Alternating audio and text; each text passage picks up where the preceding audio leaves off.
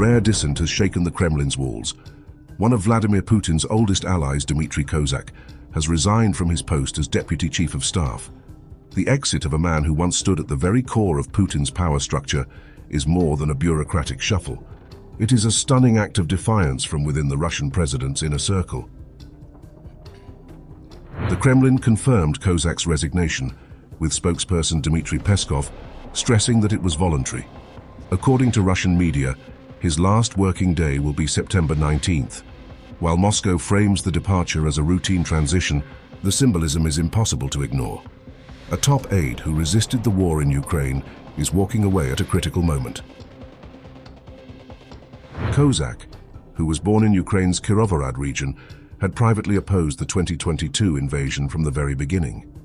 Reports suggest he personally urged Putin not to launch the assault, warning of devastating consequences, fierce Ukrainian resistance, and international isolation.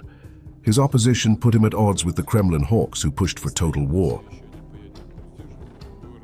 For years, Kozak was considered the Kremlin's point man on Ukraine, even tasked with handling negotiations with Kyiv before the war began. But his influence collapsed after he clashed with Putin over the invasion. In recent years, most of his responsibilities were stripped away and handed to Sergei Kirienko, who now oversees Russian-occupied territories in Ukraine.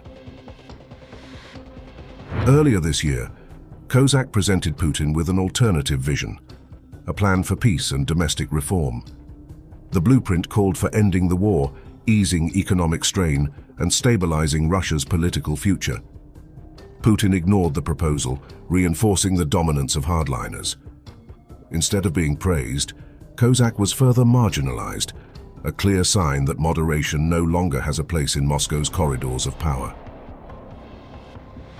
Kozak's departure also carries personal weight. He has been one of Putin's closest allies since the 1990s, when the two men worked together in the St. Petersburg mayor's office. Over 3 decades, Kozak rose to become deputy prime minister, and later, a senior Kremlin official.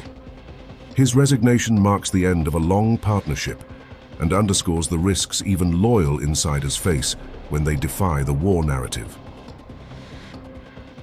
Analysts describe Kozak's exit as a rare crack in Putin's ruling elite. While the Kremlin wants to present unity, the resignation of a veteran insider opposed to the invasion highlights growing unease in Moscow's power circles. As the war grinds on with no clear victory in sight, Kozak's departure may be remembered as the first open act of dissent from within Putin's most trusted ranks.